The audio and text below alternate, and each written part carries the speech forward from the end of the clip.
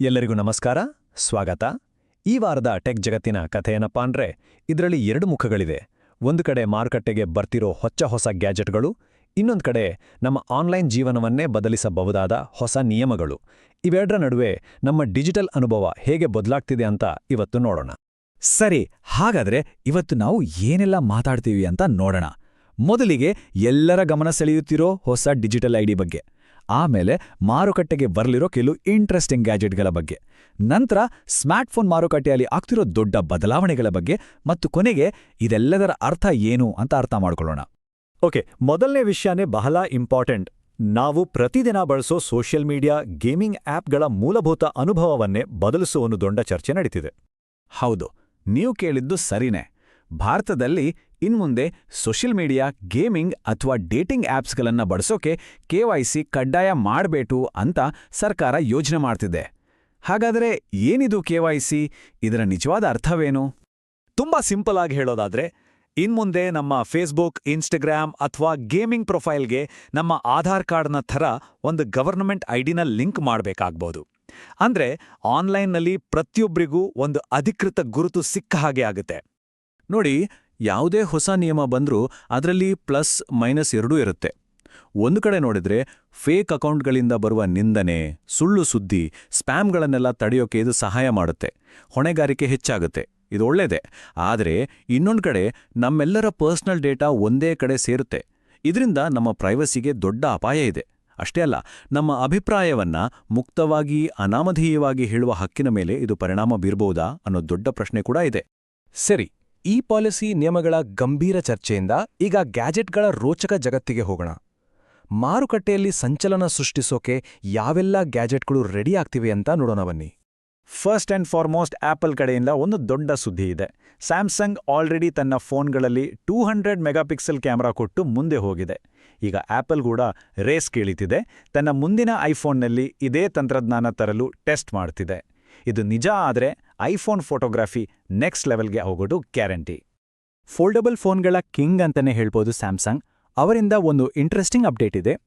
ಅವರ ಮುಂದಿನ fold 8 phone 2 ಬೇರೆ ಬೇರೆ ಮಾಡೆಲ್ಗಳಲ್ಲಿ ಬರಬಹುದು ಅಂತ ಸುದ್ದಿ ಇದೆ. ಒಂದು ಈಗಿರೋ ಹಾಗೆ ಪುಸ್ತಕದ ಥರ ಇರೋ ಡಿಸೈನ್, ಇನ್ನೊಂದು ಮಡಚಿದಾಗ ಸ್ವಲ್ಪ ಅಗಲವಾಗಿ ಪಾಕೆಟ್ನಲ್ಲಿ ಇಡೋಕೆ ಈಸಿ ಆಗಬಹುದು ಅಂತ ಹೇಳಲಾಗ್ತಿರೋ ವೈಡ್ ಮಾಡೆಲ್. ಇದು ನಿಜಕ್ಕೂ ಆಸಕ್ತಿದಾಯಕ. ಇನ್ನು ಬೇರೆ ಆಟಗಾರರ ಕಥೆ ಏನು? ಒಪ್ಪೋ ಮತ್ತು ವಿವೋ ಕೂಡ ಸೈಲೆಂಟ್ ಆಗಿ ಕೂತಿಲ್ಲ. ಒಪ್ಪೋ ತನ್ನ K15 Pro ಫೋನನ್ನು ಒಂದು ಯುನೀಕ್ ಮೆಟಾಲಿಕ್ ಡಿಸೈನ್ ಜೊತೆಗೆ ಚೀನಾದಲ್ಲಿ ಲಾಂಚ್ ಮಾಡಕ್ಕೆ ತಯಾರಾಗಿದೆ. ಇನ್ನೊಂದು ಕಡೆ ವಿವೋ ಸುಮಾರು 35,000 ರೂಪಾಯಿ ಬೆಲೆಯಲ್ಲಿ V70 FE ಅನ್ನೋ ಒಂದು ಪವರ್ಫುಲ್ ಮಿಡ್ರೇಂಜ್ ಫೋನ್ ತರೋಕೆ ಸಿದ್ಧವಾಗಿದೆ. ಓಕೆ, ಈ ಹೊಸ ಫೋನ್ಗಳೆಲ್ಲ ಬರ್ತಿವೆ ಸರಿ, ಆದರೆ ಇಡೀ ಸ್ಮಾರ್ಟ್ಫೋನ್ ಮಾರುಕಟ್ಟೆಯಲ್ಲಿ ಆಗ್ತಿರೋ ದೊಡ್ಡ ಬದಲಾವಣೆಗಳೇನು? ಇಲ್ಲಿ ಕೆಲವು ಬ್ರ್ಯಾಂಡ್ಗಳ ಕಥೆ ನಮಗೆ ಬಹಳಷ್ಟು ಹೇಳುತ್ತೆ. ಈ ನಂಬರ್ ನೋಡಿ, ಇದು ಬಹಳ ಆಶ್ಚರ್ಯ ತರುತ್ತೆ.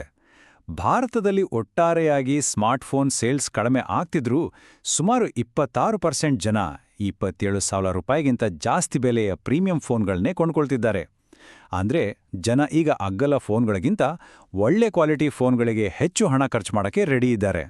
ಈ ಪ್ರೀಮಿಯಂ ಸೆಗ್ಮೆಂಟಲ್ಲಾದ ಬದಲಾವಣೆಗೆ OnePlus ಕಥೆ ಒಂದು ಪರ್ಫೆಕ್ಟ್ ಕೇಸ್ ಸ್ಟಡಿ. ಒಂದು ಕಾಲದಲ್ಲಿ ಫ್ಲ್ಯಾಗ್ಶಿಪ್ ಕಿಲ್ಲರ್ ಅಂತಾನೆ ಫೇಮಸ್ ಆಗಿದ್ದ ಈ ಬ್ರ್ಯಾಂಡ್ ಯಾಕೆ ಈಗ ಸಂಕಷ್ಟದಲ್ಲಿದೆ? ಇದರ ಹಿಂದೆ ಒಂದು ದೊಡ್ಡ ಕಥೆಯೇ ಇದೆ. OnePlus ಪಯಣ ನಿಜಕ್ಕೂ ಒಂದು ಸಿನಿಮಾದ ಕಥೆ ಇದ್ದಾಗೆ. ಸ್ವತಂತ್ರವಾಗಿ ಶುರುವಾಗಿ ದೊಡ್ಡ ಬ್ರ್ಯಾಂಡ್ಗಳಿಗೆ ಸವಾಲ್ ಹಾಕಿ ತನ್ನದೇ ಆದ ಫ್ಯಾನ್ ಬೇಸ್ ಕಟ್ಕೊಂಡಿತ್ತು. ಆದ್ರೆ ಯಾವಾಗ ಅದರ ಪೇರೆಂಟ್ ಕಂಪನಿ ಓಪೋ ಪೂರ್ತಿ ಹಿಡಿತ ಸಾಧಿಸ್ತೋ ಆಗ ಅದರ ಒರಿಜಿನಾಲಿಟಿಯೇ ಕಳೆದೋಯಿತು. ಈಗ ಪರಿಸ್ಥಿತಿ ಎಲ್ಲಿಗೆ ಬಂದಿದೆ ಅಂದ್ರೆ ಯುರೋಪ್ ಮತ್ತು ಅಮೆರಿಕಾದಂತಹ ದೊಡ್ಡ ಮಾರುಕಟ್ಟೆಗಳಿಂದಲೇ ಹೊರನಡೀತಿದೆ. ಭಾರತದಲ್ಲೂ ಅದರ ಭವಿಷ್ಯ ಅನಿಶ್ಚಿತವಾಗಿದೆ.